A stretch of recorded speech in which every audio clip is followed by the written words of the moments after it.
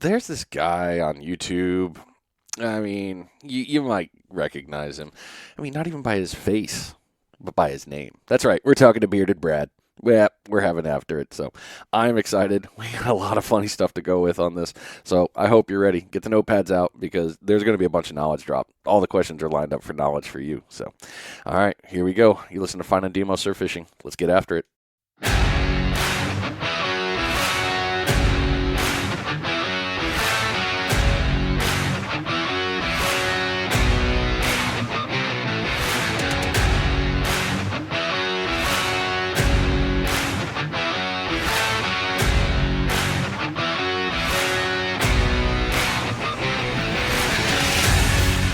Oh, man. Getting pumped up, getting ready to go. Hopefully you're doing good wherever you are. Actually, really hope you're at the beach, getting the lines in the water, getting out there, getting some fishies, because it's hot fishing right now. It just started. That's right. The Pompano Run is beginning, and it's going to be glorious. This week, we are leaving Florida. That's right. We're going one state over, just a little bit to the west. But like I said, we're talking to Bearded Brad. We got a lot of cool stuff to go with that, so why waste time? Let's just get into it. Brad, thanks for coming on the show, man. Appreciate you coming by. Hey, thanks for having me. I appreciate it. Ah, I like that intro too. That intro music was sweet. thanks, man. Between this one and Mike and I with the Friday Night Live, I'm just like, man, I guess we just really show that we love this kind of rock and metal good. So, I know you got me ready to like crack a beer and go work out. Those two don't go together. I don't know why I said those oh two man, together, but I like cracking a that. beer sounds good. It's only 10 a.m., but hey, it's 5 o'clock somewhere. It's yeah, you know what? Over there, it's all good, man. I love that. Craig. It's the pre-workout. You know, when you're too amped up, you need to come down with a little bit of the Bush Light. You know, go from there. Right. Oh man. So again, for those of you who didn't know, Brad is on YouTube. Lots of good information on there. He's also on all your social media platforms. So Bearded Brad on YouTube, Instagram, bearded_Brad, Facebook, Bearded Brad 92, and TikTok, Bearded Brad 92 as well. So if you're not subscribed, y'all need to go over there and seriously do that today because Brad drops a ton of things for you to see. Shorts, long videos, tons of information, and it's all good and always entertaining. So, all right, now that I've bumped that up, let's get into the real stuff. So, tell us your how I started fishing story. So I grew up in Middle Tennessee, and I grew up on a farm, and there was a farm next door to us that had a pond. And so growing up as a little kid, we would just walk next door and fish that pond, mainly just catching like bluegill and stuff like that. Um, Outside of that, like as I grew up and was kind of a teenager, I was hunting more, and then I actually got into golf, and I really didn't fish a ton in while I lived in Tennessee. Um, Anytime I would go on vacation, we would go down to the beach, and I would try to fish on the beach. Had zero clue what I was doing, but always throw out a line, just try to catch something. We may catch a hardhead catfish at the time. I thought it was cool. Didn't really know what it was. Occasionally catch a little shark or something. But then once my wife and I decided that we were going to move down to the beach, I had actually booked a trip with somebody most of these people are familiar with, and that is Bama Beach Bum. What? I had Who's started. that guy? So some people know this story, but not everybody. When I knew we were going to be moving down here, I started searching all kinds of stuff on YouTube, as most people do, and of course found Bama Beach Bum. Was watching his videos, and so I booked a trip with him. Came down here. We actually came down on a trip to sign our lease at the apartment we were going to be renting, and I booked a surf fishing trip with him, and we went out, and we went out. We actually went out twice. We went out in the morning, and it was terrible. Like all we caught was hardhead catfish. And I was like, great, I could do this on my own. And then we actually went back out that afternoon and caught a bunch of whiting. But then him and I are around the same age. We had kids about the same age. So a few months after that is when we moved down here. And we just kind of became friends with him and his wife. And I started fishing with him more. And that's kind of how I got into all the surf fishing stuff. Isn't it funny how that happens? You I kind know, crazy. Like I tell people that they're like, "You went on trips with Bama Beach Bum?" I was like, "Yep, he pretty much taught me what I know." of between fishing with him and YouTube. I, I think a lot of people have the misconception that the YouTubers are non approachable. And Yeah, it's so far from the truth. it definitely is. And like I tell people, people kind of have the same experience like what I had with him because watching him on YouTube, you feel like you like learn everything about this person, you know everything about him.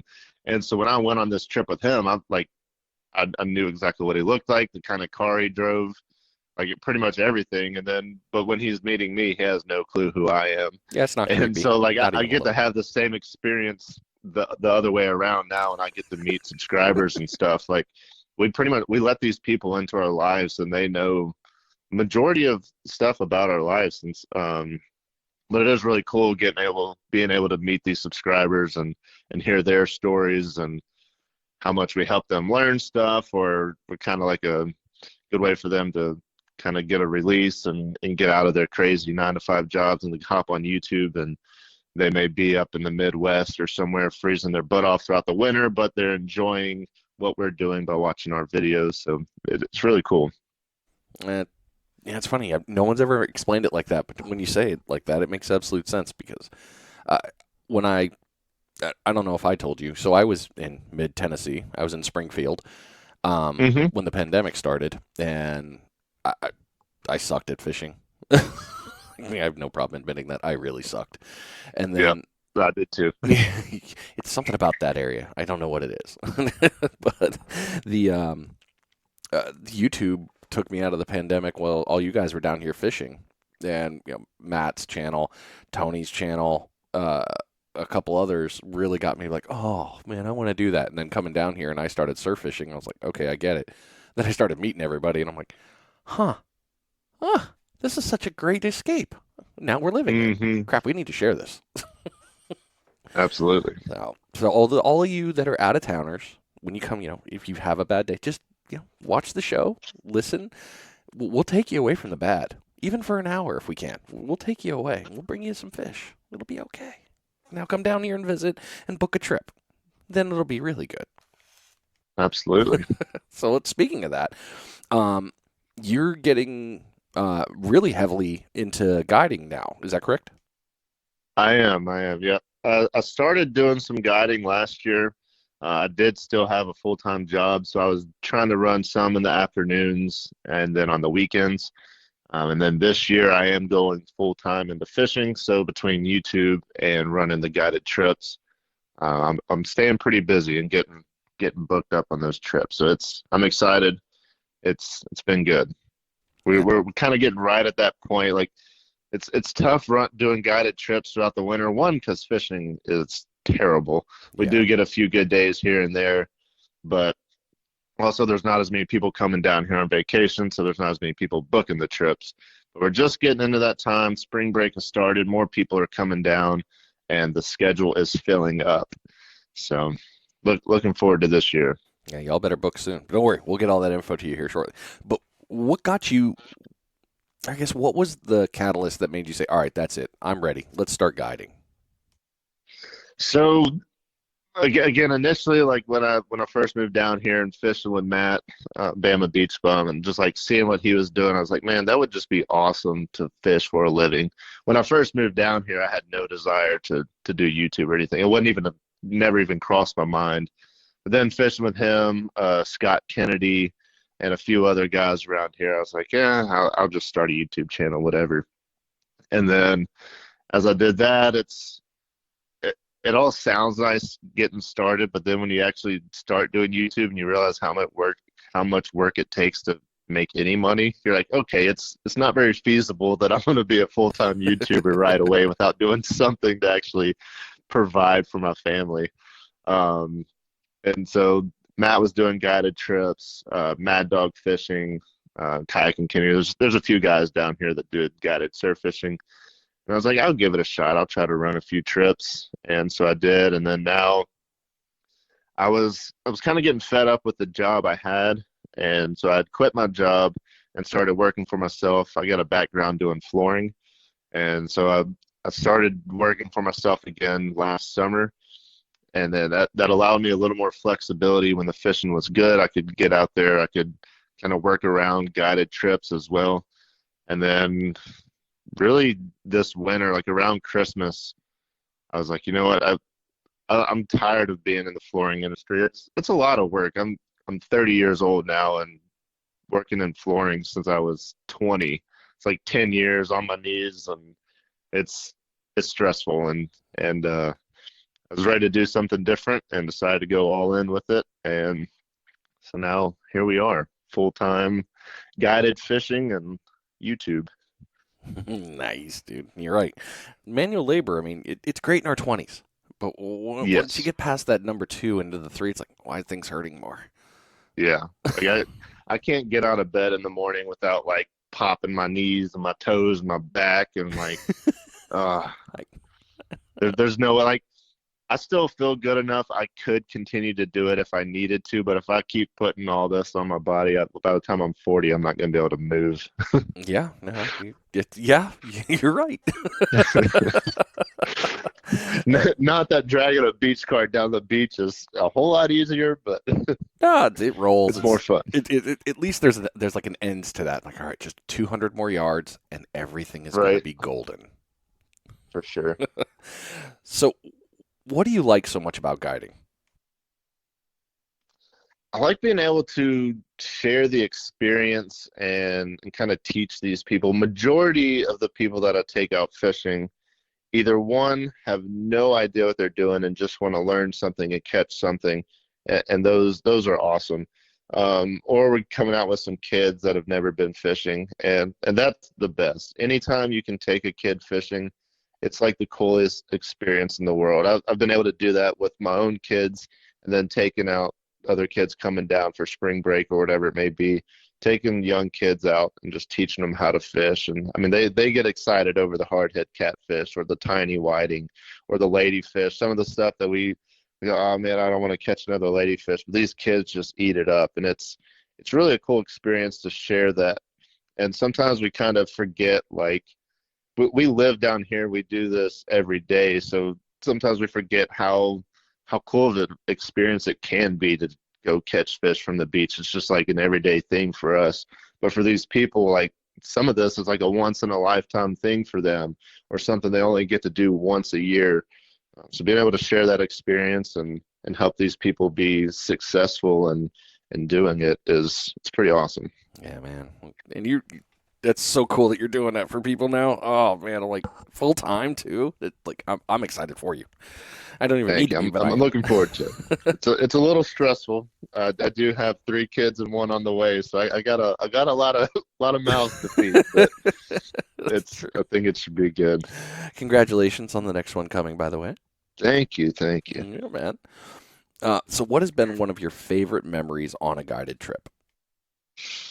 Oh, so I had a guy reach out to me last fall or winter. I think he reached out like last fall, and they were booking a trip for his son's birthday around Christmas. And Salty actually got to come on this trip with me. He watched Salty's channel, which Salty needs to get back into making videos. Yeah, he does. But anyways, Salty. Are you get on it. are you listening? Yeah. So anyways, they booked a trip with me, and they told their son. They didn't even tell their son where they were going. They woke up in the morning, told him to get in the car, and they just took off driving. He didn't even know he was coming to Gulf Shores. And so they came down. They had a house here in Gulf Shores, and I went and met them in the morning and surprised them. I showed up and I knocked on his door, the front door, and they send the kid to open up. He thought his grandma was coming in town for his birthday, and he opens the door, and it's me standing there, and like the look on his face was like incredible. It was the coolest experience because like you don't really we get messages and I see people out and about from time to time that'll stop and say hey they like your videos or whatever, but even being like a smaller channel, you don't really realize the impact you have on some people or like these younger kids that like really look up to you. So seeing that firsthand, like how much this kid enjoys what we do and watching the videos and then getting to surprise him on his birthday was it was really cool. Dude, I'm sitting here with like a smile from ear to ear right now, just imagining. I can only imagine you being there, like, "What's up, dude?" I know it was funny. It's like Freddie went with me to help me film it, and like I'm standing outside the house getting ready to knock on the door, and my heart is racing. I'm like, I think I am more nervous than what this kid is about to be. Like, I'm about to have a heart attack. It's like, what if I knock and he's like, I don't want to see this dude. Where's Beach Bum or something? Oh Like no! I was like way more. I was so nervous, but it was cool. It was a fun experience, and I got to fish with them. We actually, the fishing that day was a struggle. We caught some croakers and some catfish, and we actually did a hard head catfish catch and cook back in Yeah, their buddy. rental house. So that was fun. I, I mean, I did that. I did the catch and cook on the Finding Nemo surf fishing page, and I know people are like, what? It wasn't horrible. Dude, it was the worst fish I've ever ate. Really? I don't know if I did something wrong cleaning it. Like I definitely butchered it while I was cleaning it. But it was terrible. It was awful. Yeah, I don't know what happened. I would never do it Yeah. Not unless you absolutely had to, right? Yeah, and unless I'm starving on a beach and that's the only thing I can catch. It's a zombie apocalypse. It's completely acceptable then. Right. And I even fried it too. And usually, like you put a nice batter with some seasoning and deep fry something, it's hard to eat it, hard for it to be bad. But it was not good. No, maybe that was the difference for me. So I did mine on the Blackstone, just like I would Okay. any of the other fish. And granted, it shrunk up to nuggets, essentially, like a whole fillet turned in, that was like a 6-inch fillet turned into like the 3 or 4 inches. Um, Jeez, yeah. and it was okay. I don't know. Maybe it's just oily, but everybody's like, yeah, fry it. I'm like, nah, I'm gonna try this and try it. I mean, I even ate it naked. I didn't put any seasoning on it. I was like, all right. But then again, disclaimer. Well, maybe that should be your thing. You'll be the new hardhead king, not salty anymore. Oh, no, he can have it. I mean, I'll eat them if I have to, but I I have and I told the same thing to Cheyenne about this one because she's always posting those great recipes and amazing. I mean, she's a hell of a chef. And we were talking, and she's like, "What'd you think?" I was like, "I have the palate of nothing." You gotta remember, so many years in the military, an MRE to me, the way to make an MRE taste good is you throw crackers in it, you throw Tabasco in it, mix it all together, and just eat and go, "Cool, I feel full." You don't really That's eat it. that's Eat to probably taste. why you didn't think it was as bad. Coming from the military, you've definitely ate some stuff that was worse than what I've had before. So you you've tasted bad, and so coming from that experience, that probably does make a difference You make in how you thought the hardhead catfish in tasted. saying that now, you're probably right because my bar is probably really low. Because I did a video with Brant and Ron, and we ate a cheeseburger MRE, and it was awful. Oh, that one's good. Dude, it Yeah. like we pulled the packet out and it smelled like wet dog food. And then when we opened the cheese to like spread the cheese out, just like a bunch of liquid just fell out of the bag first. Oh, And I was like, you oh my didn't God. need the cheese, man. You gotta need the I cheese. know we did. The cheese probably made it worse. Oh, yeah. I took one bite. I didn't throw up, but I was very close to throwing up. And that video is out there on YouTube somewhere. I have to go watch this Ugh, now. I didn't see that one. Uh, it's not good. I mean, the cheeseburger's not delicious. I will absolutely admit to that, but it's a couple steps above the tuna casserole. Not by much, but Ugh. a little bit above. I can't imagine a tuna casserole being very good. There's a reason that every deployment, somebody always we'll have one of our spouses send us either sriracha or Tabasco or whoever's Louisiana favorite, whatever your hot sauce flavor is. Yeah, And something to mask it. yeah, I mean, you basically just douse it all in hot and like, yeah, that's all right. Yeah, I mean, Yeah. sorry, Uh, I didn't mean to bring you down the dark place there of your recent memory. Sorry. right. All good. It's all good. So Get me ready for lunch. there you go. Yeah, you're gonna enjoy whatever it is. I'm assuring of that. So we're talking about guiding here. What actually consists of a guided trip with you? Yeah, so my guided trips, I'm typically running those for 3 hours. When I first started, I was doing 4-hour trips, but I feel like a lot of times you can get everything you need and catch the fish in a 3-hour period. Typically, that's going to be first thing in the morning, and then or I'll do like the last 3 hours of the evening. And with my trips, I do provide everything. You just need to get an Alabama saltwater fishing license.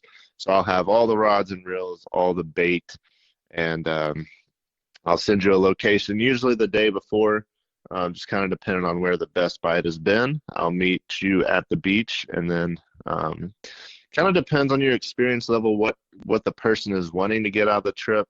If you've done some surf fishing and you just want to catch some fish to throw in the cooler, or if you've never done it before, we'll kind of do a full run through of how we're picking where we're going to set up, how we're picking where we're going to cast, and just kind of everything, kind of just a deep dive into surf fishing in general if you've never done it before. And then if the people want to keep the fish, I do have a cooler and ice. I do not clean the fish anymore though. So if you are fishing with me and you want to keep some fish, I'll have a cooler to put them in, but then you will need to take them home and clean them yourselves. Um, and that's about it. There's a lot of restaurants though around here now, in our area that you There just bring them. is, They'll do the yes. whole thing for you. Yeah, I'm not sure if there's any that will clean the fish. I'm not 100% sure on that. I know there's a bunch around here that will cook the fish though. Um, I need to go through and actually get a list of that because I've been asked that question a lot recently, and I'm not exactly sure what restaurants do, but I know there are some here. Bama Beach Bum actually did a video series maybe 2 years ago, where he went to a lot of local restaurants here in Alabama that would cook your catch, and kind of tested them all out. So I need to get a list together of what restaurants do that. That'd be a good one to resurface there. I mean, hell, especially with the spring coming and for local Yeah, businesses, not a for bad. sure. I still love the video he did where he dropped when they dropped that whiting in there and that remora just circle of lifed it. Oh, Oh, at the restaurant? yeah. Yeah, yeah. That's funny. That's GT's over in Orange Beach, Alabama, and I was in there the other day talking with the manager, and he wants to add some more fish to that little aquarium there. So he wants me to catch him a sheep's head to put in there. So that is my goal the next week or two is to catch a sheep's head and take it to his restaurant and add a sheep's head to the aquarium. That would be an interesting one for him. I know, that would be cool. He asked me, he's like, I need to get some more fish in here. I was like, well, the sheep's head bite's hot. And he's like, dude, a sheep's head would be awesome. You pot committed Like, yourself to a sheepy. so now I got to go catch a sheep's head and put it in there for him. Oh, I mean, at least you didn't pick an impossible fish. I mean, granted, you picked a difficult fish, but not an impossible fish. Yeah, I mean, I basically only have like a week or two left that I could catch one, and Yeah. then they're going to be out of here. So I got to get on it. It doesn't help that the weather this week's going to be gnarly either. Yeah. You know what's going to happen? You're going to end up catching like a 18-incher, and then all the other ones you're going to catch are going to be monsters. You're like, which one? Which one? I know the problem is I don't know if I have a live well big enough to keep a sheep's head alive for very long. I'm gonna have to like catch it, put it in there, and run straight to the restaurant. Yeah, you're going to be real close out of time. So, Worst case scenario, I'd clean it in the parking lot and have them cook it up for me. yeah, but I caught it. I'm sorry. I was trying to bring you a fish for your aquarium, but it died, so instead we're gonna eat it for lunch here. It's like the whole meme. I made you a cookie, but I ate it. Right. Oh, It's the that's thought funny. that counts. Yeah. So what area are you servicing for your charters? So the Alabama coast, I'll run from Fort Morgan to Orange Beach, Alabama. I do not cover Dauphin Island. I get that question a lot. That is quite the hike from over here. So Fort Morgan to Orange Beach. I have had a few people ask about Florida. So I am running a trip here in a couple weeks in Perdido Key, Florida. So if you're coming down and you're staying in Florida or you already have a Florida license and would prefer to fish in Florida, I will do Perdido Key, but I don't go over to Pensacola. So, I don't blame you. but generally Alabama. Well, it's an extra haul for you. I mean, hell, for you to get to us in Navarre is what, hour and a half? Almost 2 hours. Yeah, it's about an hour and a half. Yeah. So, yeah, So that's the same to Dauphin Island. If there was a bridge from Fort Morgan to Dauphin Island, I would run trips there because you could get there fairly quickly. But to go all the way around Mobile, all the way down to Dauphin Island, that's like an hour and a half drive too. So Yeah, a lot of people don't think with it when it comes to that coastline of Alabama, they're like, oh, it can't be that far. No, it really is. It's the yeah, bridges that it's get a us. hike. I mean, I think we have like, don't quote me on this, but I think it's only like 30 something miles of coastline. I could be completely wrong. That number just popped in my head. But we don't have very much coastline. But if you were to have to drive from Dolphin Island to Orange Beach, it would take you forever just because of the way you have to go. Yeah, this is bridges and the roads are what gets you each time. Yep. But makes sense. So, what when you're going out there and you're getting ready to go fish, what is the first thing that you look for when picking your spot to fish? So for me, um, I, obviously I already have a few locations we generally fish, but like if I'm going to a place that I've never fished before, the first thing I'm gonna do is look for any deep pockets of water, just kind of figure out where that sandbar is. For instance, like Fort Morgan, our sandbar is a lot closer to the beach, and so if you can find a deep hole in front of that sandbar, those are going to be some good areas. Or like over in Orange Beach, the sandbar is a lot further out. So I'm not as too worried about that bar because I can't even get on the back side. Um, so kind of spotting that sandbar first. Once you figure out if you can fish on the back side of it or not, then you can start looking for any cuts in the sandbar. Anytime you find those, which is where the rip currents are going to be, those are going to be good spots that fish are going to be traveling in and out of the sandbar, as well as from that rip current. It's just going to be stirring up a lot of bait. So more likely that fish are going to be feeding in those areas. So anytime you can find that, you want to definitely fish around those spots. Then, like I mentioned, the any deep pockets in front of that sandbar is going to be good spots to hold bait, and they're good spots for holding whiting as well. So deeper water and cuts through the sandbar are probably the two most important things, kind of structures to look for when you're fishing. And a lot of people kind of have trouble spotting those.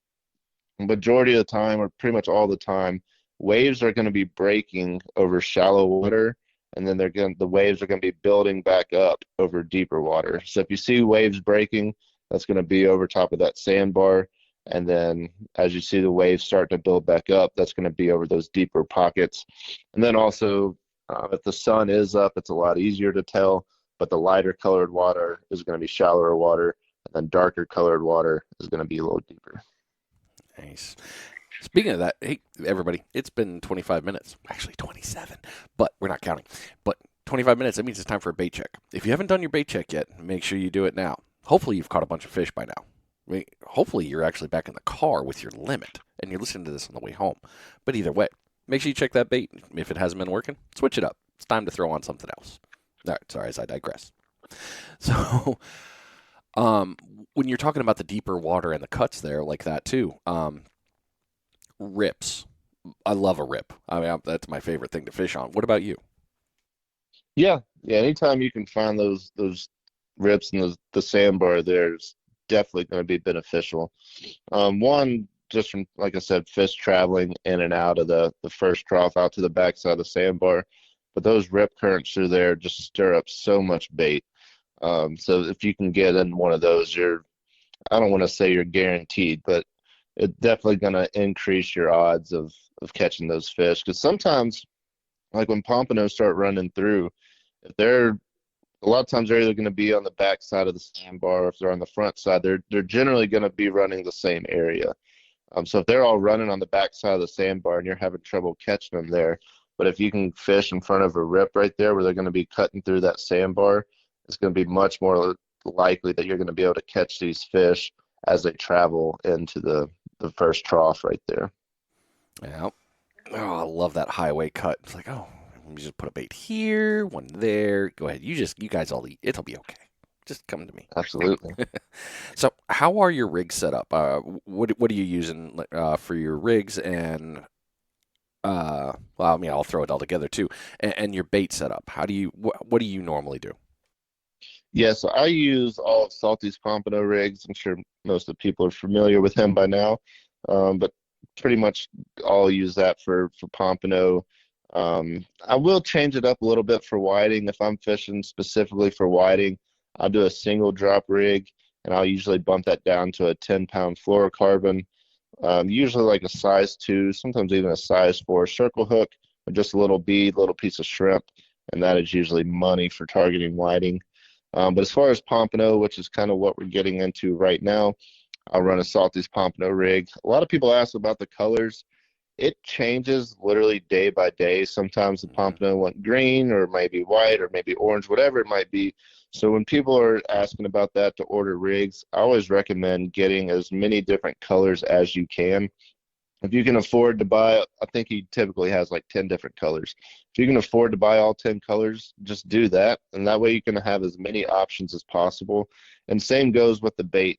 I never go surf fishing without having some fresh dead shrimp, some fish gum, and usually some fish bites as well. That's going to give me at least three options that are highly, or three options that are very easy to get. Most bait stores are going to have fresh dead shrimp, and pretty much everywhere is going to have fish gum and fish bites. So you can get those, and then if you can, if you got a sand flea rake or a ghost shrimp pump, those are great options as well to get the live baits. As many bait options as you can have, the better. Because again, some days they're only going to eat ghost shrimp. I mean, you may throw out a sand flea all day long and it never get ate. You throw out one ghost shrimp and it gets eat instantly.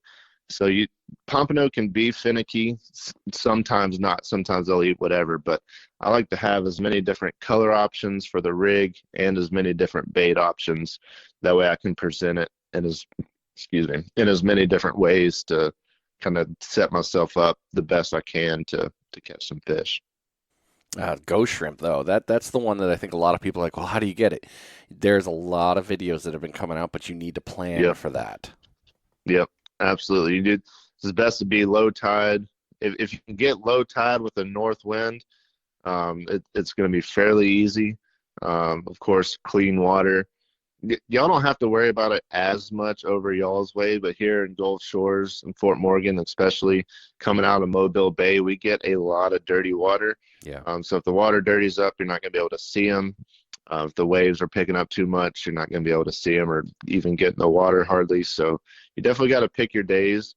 I have recently pumped some and frozen, and they actually still work pretty well when I thawed them back out. So it's definitely an option to go out there if you have a day with good conditions to just spend an hour or two or whatever you need to pump and fill up a bag and maybe even save them, freeze them for a couple fishing trips, which is probably what I'm going to have to do this year. Yeah. Although I do have to make another ghost shrimp pump because my son decided he wanted to play in the back of my truck and he Oh, threw the pump out of the back of the truck onto the road and shattered it. The PVC just like exploded. no. Oh. Although it's been sitting in the back of my truck for like 3 years since I've Wow. made it, so it's like super brittle, I guess. And it just cracked, and I almost cried. You just do. That's all it is. It was like the second video I ever made on YouTube was how to make a ghost shrimp pump, and that was the same pump. It was a special pump, but it's all good. It's in the trash now. I got to make another one, There you go. Now you just needed a project. You know, he just right? wants to keep you on your toes. Yeah, that is all I need is one more thing to do.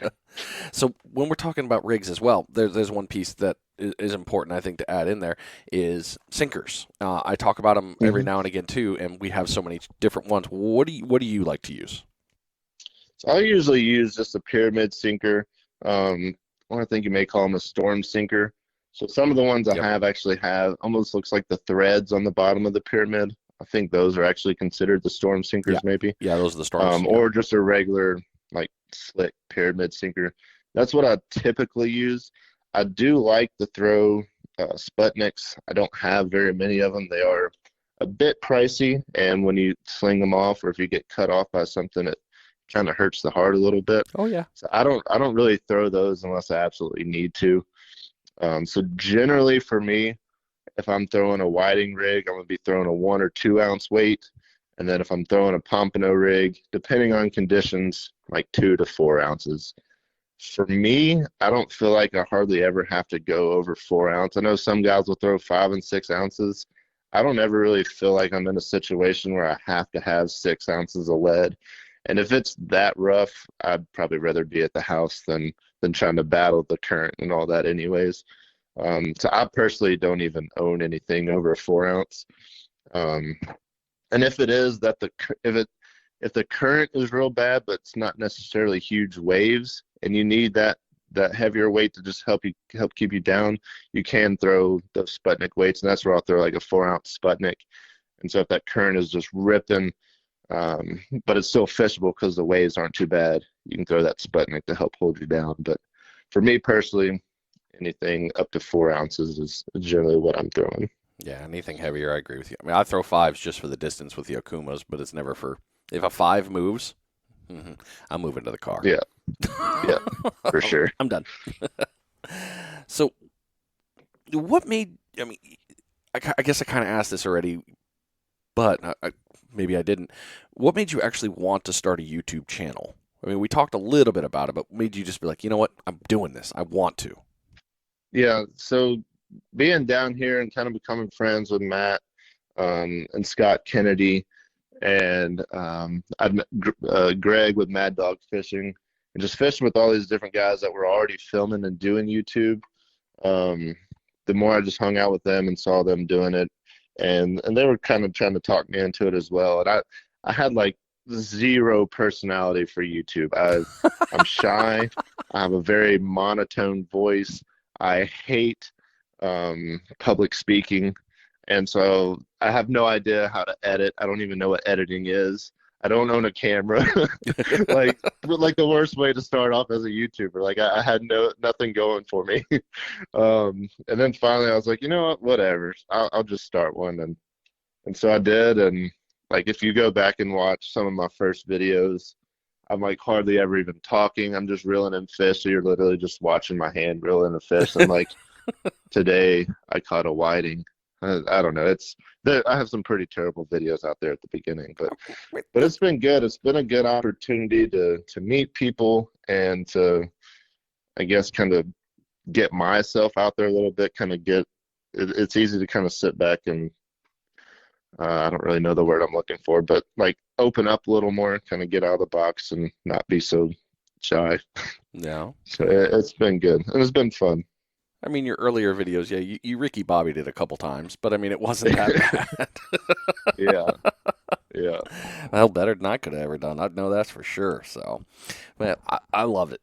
I'm big fan of how you do the stuff, and I think you're doing a great thing by doing YouTube. You're helping so many I people. appreciate it. So thank you for doing that. So has making a YouTube channel made you a better angler?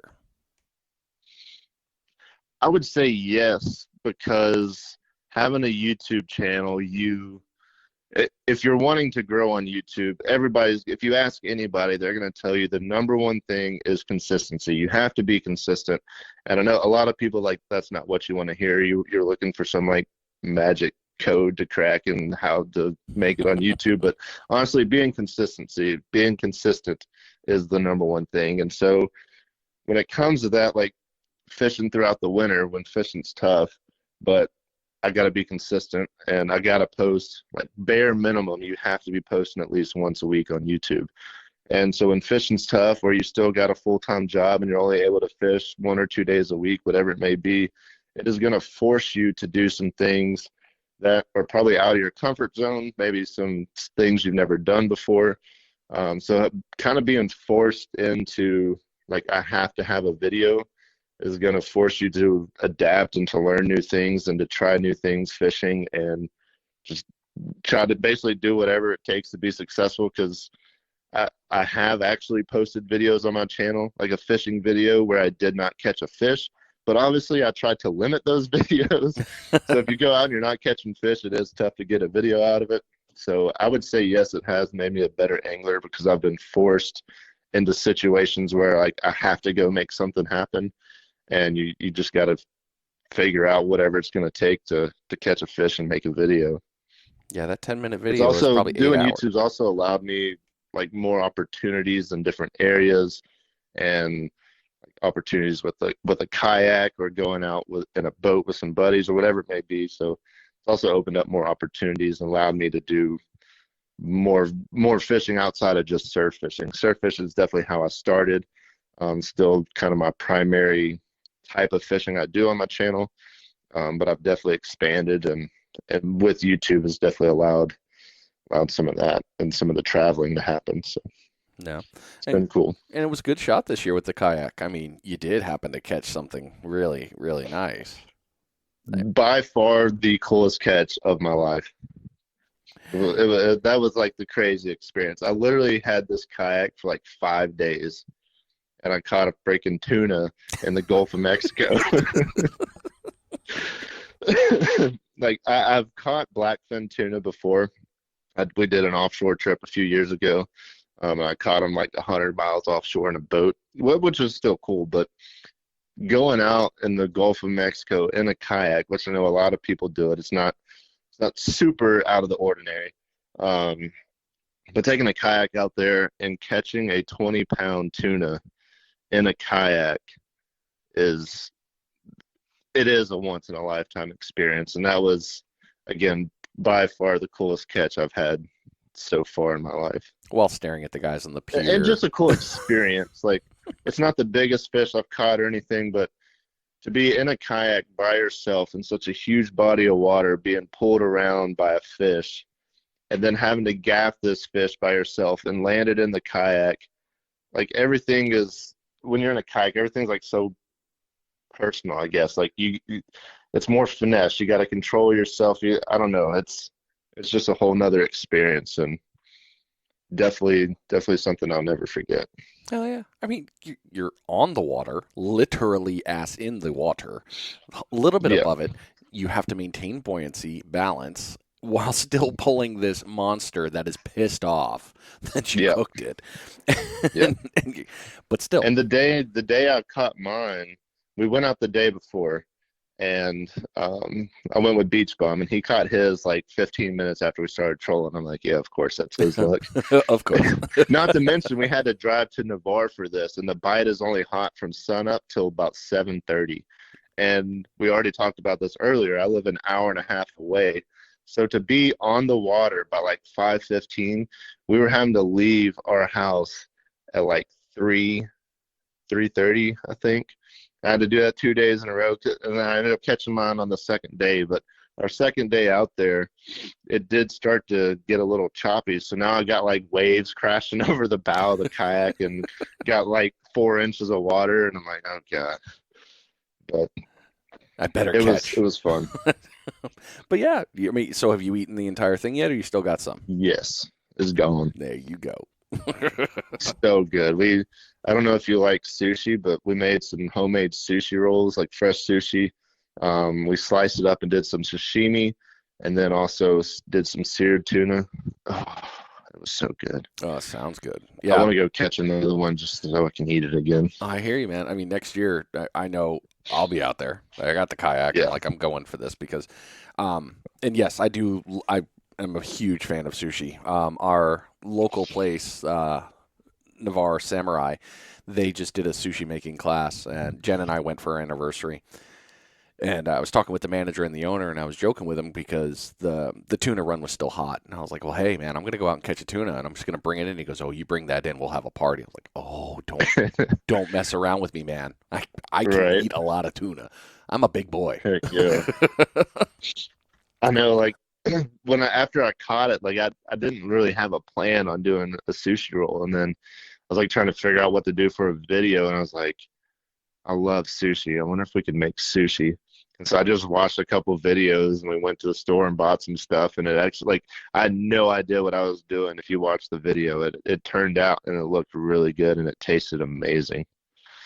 So really really cool to make your own sushi. Hell yeah, man! Now you have the perfect reason to come back every because I hear that I think it starts in December. I think the tuna I don't run. know, like so it was going on for a while. It was probably they were catching tuna off the pier for probably almost a month and a half to 2 months Yeah, they were just keeping it before quiet. before everybody found out, and then that picture got out on Facebook, and then like everybody knew it was going off.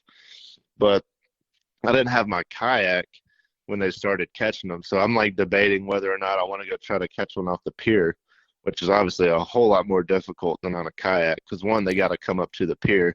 Two, you got to get it to eat by the pier. Three, you got to land it and get it all the way up on top of the pier. So much more difficult, not to mention you're like shoulder to shoulder with people. And so I didn't really want to do that. But then Bonafide sent me and Matt those kayaks. We're like, yep, we're going to Navarre. And we made it happen. So What kind of I'll kayak was definitely that? be over there next year when it happens again. Nice. What kayak was that? It's a Bonafide P127 Okay. pedal drive, and they are sweet. Yeah, you looked real comfortable in it, and because Yeah, you're yeah. not a For tiny person. no, I'm about 6'2", 225, 230 probably, and I can stand up in it fine. Got plenty of leg room, plenty of storage. It's 12'7", so I mean it's a long kayak, but it's nice. Yeah, but a long Definitely a kayak is good good. tool to have. You need that. You need that ocean style. You need a longer kayak with a bigger body when it goes to that kind of water. So Yeah, I think you got the for perfect sure. one. That's going to be great. Yeah, if you want to do anything out in the Gulf, any kind of offshore near shore kind of stuff, you definitely got to be 12 foot or longer. You don't want to be going out in like a little 10 footer unless you're just like super comfortable. Because I think you know them, but if anybody doesn't, Gulf Coast Nation, Dylan Weir, they were actually out there the day that I caught my tuna, and they were in, I don't know the brand, but one of those little like The sharker one. Yeah. yeah, like they just paddle shark baits out, but they're out there paddling around for 3 hours offshore, and he caught a tuna in his as well. And that little bitty thing doesn't even have a seat. Like their back's just killing them. I'm like, y'all are crazy. The dude, they're a But beast. I went out there for their demo day, just where they were hanging out, the meet and greet for fans, and I watched them paddle out a half a mile to drop a bait, yeah, and I'm like, "Are you yeah, they're dropping serious?" baits like 600 to 800 feet or yards, Yeah. like insane. He's like, I did "Yeah." a shark trip with them um, in the fall, Yep. early winter sometime. Caught a 10 foot dusky shark. That was it was like such a cool experience. Yeah. They're great guys to fish with. They're so much fun to go out with. Absolutely. Yeah, they do a really good job. If anybody wants to book a shark fishing trip, always recommend them. They do a really good job putting you up and making a cool experience out of it. Yeah, they do it right, man. That's for sure. So when it comes to, I know you're teaching when you're doing your charters as well. What do you like teaching new anglers? Probably like the biggest thing I get is just about locations and picking out where to fish or what like where to cast. Majority of people, and me included, when I first got into surf fishing, you think, okay, I'm in the ocean, which I mean we're in the Gulf of Mexico, but everybody else calls it the ocean. So Yep. you're in this huge body of water. You're thinking giant fish. You're thinking like still leaders with like 20-aught circle hooks. It's like a lot of people just go like way over the top with gear, but then they'll also think they got to cast out to Cuba to catch a fish. They'll wade out to shoulder deep and just cast as far as they can. But really, majority of the fish that we're going to be catching off the beach are going to be in front of that sandbar, and they may only be 15, 20 feet off the beach. You can catch redfish there, pompano, whiting, black drum. I mean, everything's going to be cruising right along the beach. So the biggest thing I like to teach people is one, to don't worry about trying to cast out a freaking mile every time, but also back it down on your gear. You don't need to have a 8,000 size reel or whatever to go target a lot of these fish. You don't have to have still leader or necessarily 50 or 100 pound leader or anything. Back it all down. I like to use, like I mentioned earlier, 10 to 20 pound leader, depending on exactly what you're targeting. Then, like for whiting, you may use size 2 or size 4 hooks. Pompano, maybe size 1, um, or even up to like a 1-aught or a 2-aught circle hook. And then same thing with smaller baits. You don't have to put on, a lot of people hook on like an entire shrimp. Excuse me, I told you that was coming at some Yeah, you point did. today. You did. People will hook on an entire shrimp with the head and tail on and everything too.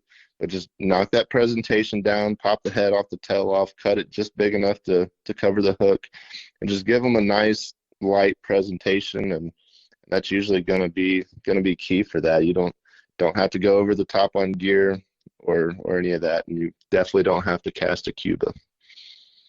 Yeah. And it drives, and I think people are amazed when you throw 20, 30 feet out.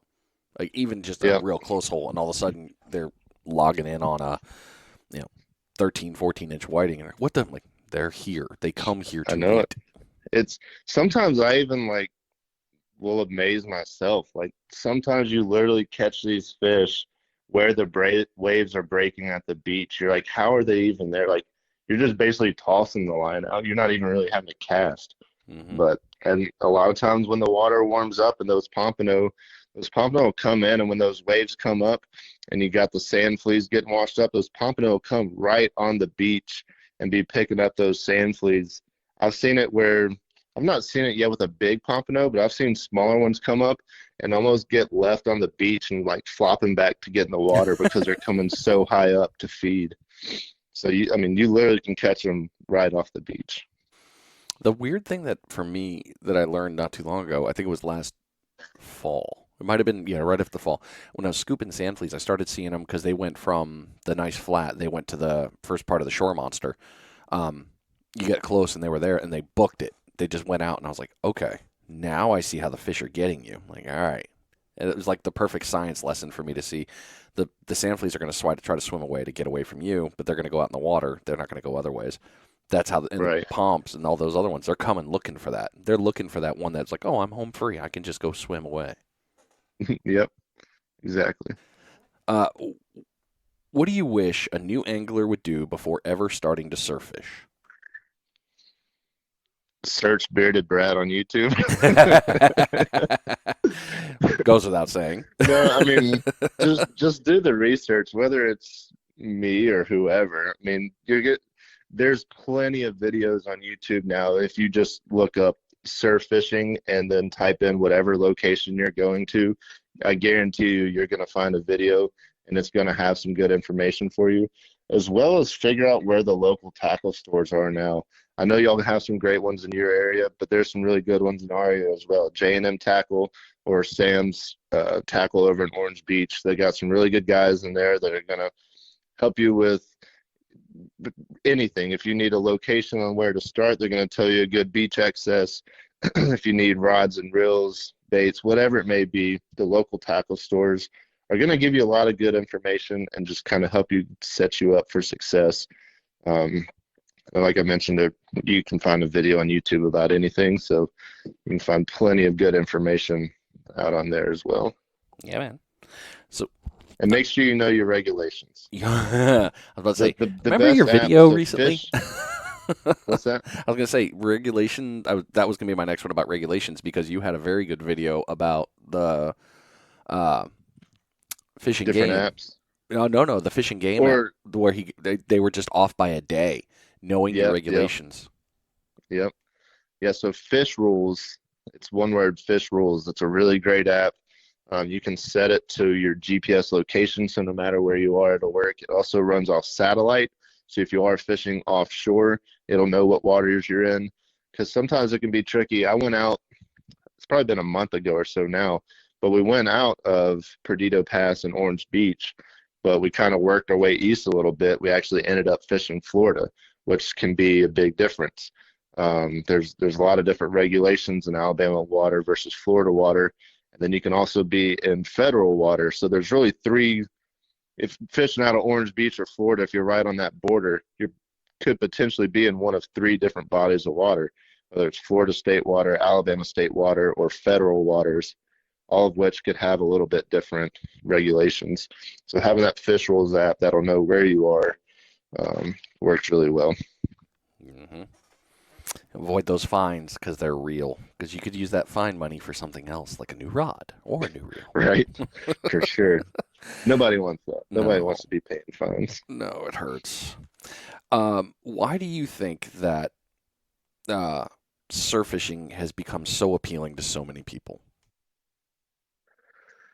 I think that through probably mainly through YouTube, people being able to see what all you can catch and what you can do. It's not like it's grown a ton over even since I've just been down here. I've been here about 3 years and it's grown like crazy, but I think more people just realize what you can catch from the beach now that more people know how to do it. and the fact that literally anybody can do it. You can come down here, even if you don't want to buy a rod and reel, there's tackle stores that'll rent them. So you can literally just come down here. I think I don't know for sure. Most places are like $20 if you want to rent a rod and reel. So you can rent a rod and reel, you can buy a pompano rig and some shrimp, and you can go catch dinner right in front of your condo or the house you're renting. Um, a lot of people get seasick and don't want to go out in a boat, so you can go out to the beach and catch fish. I mean, there's so many species of fish you can catch from the beach and not have to deal with the expense of a boat or getting seasick or anything like that, or just traveling at all. You can catch everything right in front of wherever you're staying. So just the ease of it and all that, just really good opportunity for people to get out and fish and even catch dinner. So a lot more accessible than some other options of fishing. Yeah. It is nice to catch dinner right there, isn't it? Absolutely. So what's next for Bearded Brad, the channel? I'm hoping to do a lot more traveling. I just got back. We talked about this before we got started, but I just got back from Jacksonville a couple of days ago. Went out there with one of my sponsors, Catchco, Mystery Tackle Box Shop, Carl's, and they brought down. I think there were 7 of us, 7 YouTubers, and we stayed in the Airbnb and fished sun up to sundown every day, and got a ton of content, a lot of really cool stuff coming out of that trip. But aside from just that, I'd like to do more traveling this year. And I did get to go to South Florida once last year. I'd definitely like to make it to South Florida again, try to get on a bigger snook, as well as add a couple other species to the list. Just try to expand on the fishing content. I'd like to grow and catch more species. We're also talking about that, what is it, the 50 species or Oh what yeah, was it? the Catch a Florida Memory 50 lifetime 50 list. Basically, the 50 Yeah. fish to catch on that. Yeah, I was just gonna say, you need to get on the Florida Catch a Memory if you're gonna go back down to South Florida because you're gonna be climbing that thing, man. I bet Yeah, you could get that. I need to pull up that list and see what all's on there. I know there's definitely a couple species that I want to knock off the list, and mainly out of a kayak this year.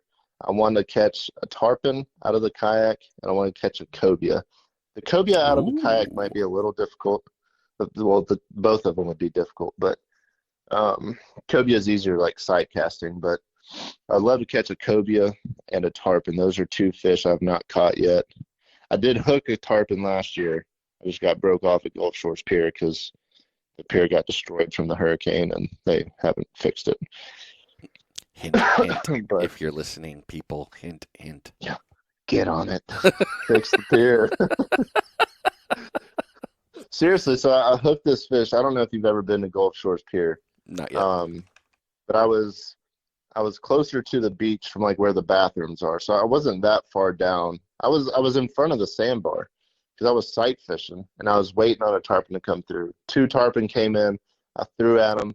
They kind of spooked and started swimming off. Reeled in real quick, threw it back on top of his face, and he just freaking hammered it. And so I got like 3 or 4 jumps out of him. He ran me all the way to the end of the pier, but it wasn't the actual end of the pier because where half the pier got destroyed, and so they put a new like stopping point. But the actual end of the pier is still out there, all the pilings. You just can't get there. And so I fought this fish for what felt like 20 or 30 minutes. And he was starting to give up, but he was just like barely swinging out south, and he was just trying to go south. And he ended up getting all the way out to the end of the pier and just cut me off on one of the pilings. It Jerk. was a sad time. But I got all the jumps on video. It made a really cool video. It was still a cool experience. Sight fishing the tarpon and hooking my first one. Yeah, man. But this year I got to land one. I want to put my hands on one out of the kayak. Hey, you've set the goal, So so now you're gonna have to do it. that's the plan. Oh man. Well, I seriously. Definitely one of the most important of the last questions. When are you available for charters? Um, the schedule's starting to book up now, but if you're coming down, get with me as soon as possible. A lot of the people seem to book like last minute. So people are like, "Oh, we're going out of town next week. Let's figure out what we're doing." So my schedule is starting to fill up, but just hit me up on Facebook, or you can email me at beardedbrad92@gmail.com, or message me on Facebook, Instagram, whatever, and ask for my availability. Or you can check out my website as well. It's beardedbradfishing.com, and there's a spot on there where you can fill out what day you want to go, time of day, and it's got a spot where you can leave a comment. Just let me know whatever, and I'll get back with you and see if we can get you on the calendar. That's good stuff, man. So I didn't catch this, but what was one of the sponsors, Mister or Mystery Tackle Buck? What was that? Yeah, Mystery Tackle Box. Oh, okay, So they're Mystery. really cool. If Yeah. Yeah, so they do. They got freshwater boxes as well as saltwater. So if you do live somewhere and you do primarily bass fishing, you can get on their boxes, and they'll ship you a box to your door every single month, and it'll be just an assortment of different lures, a lot of name brand stuff. And then they got the saltwater box as well, which is what I get. I actually just got a box yesterday, and so it's just got a lot of really cool stuff in it. Um, and like I've gotten some stuff that I probably never would have bought at a store before, but you get and you're like, huh, that's kind of neat. So you get to try some new stuff as well. So really cool. And then it's all under Catchco, but they also have shopcarls.com, which is like an online tackle store. And I get a lot of um, my jerk baits. Like I like using Yozuri jerk baits. I get all those off of there. They have it's called Carl's Club. You can save like 30% and get some really good deals on stuff. So definitely check them out. Man, I've always wondered with the mystery tackle box. Now I got to send them a message like, "Hey, by the way, you're dropping your name in the podcast. Sorry, not sorry." Yeah, absolutely. Get you a podcast sponsor. Oh man, one day I will figure out sponsorships. I still don't understand how to do it. Right now, I'm just happy people talk to me and that I can at least Right? put the knowledge out there and try to help somebody that's going to come down and fish. So For I'm sure. winning in that one. That's what it's all about. Yeah, That's what man. really matters. Well, I appreciate you coming on, Brad. Really, I do. Thank you so much for sharing Hey, all the thanks for knowledge that you got. having me. Anytime, man. I look forward to seeing you again. I know I will soon. Absolutely. All right, man. I'll catch up with you. All right. All right. So there you go, ladies and gentlemen. Bearded Brad. If you did not get a full page of notes, you missed out on some stuff. Definitely go back and listen. I have a ton of notes here that I still take while I'm doing these interviews. So lots of good things for you to go back and listen to. Lots of good tips and tricks, especially talking about where to drop lines, how to do it. And if you're looking to come down to the Alabama area, Orange Beach, Fort Morgan to Orange Beach area, and you're looking for a charter, there you go. Brad's got you covered, but make sure you reach out early so that way you can get your time filled.